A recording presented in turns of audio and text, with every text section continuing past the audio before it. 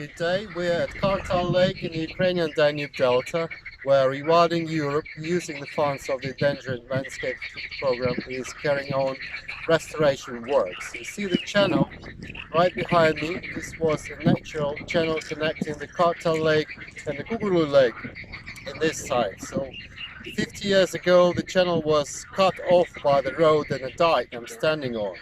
So with this project, we're making the connection of this channel back.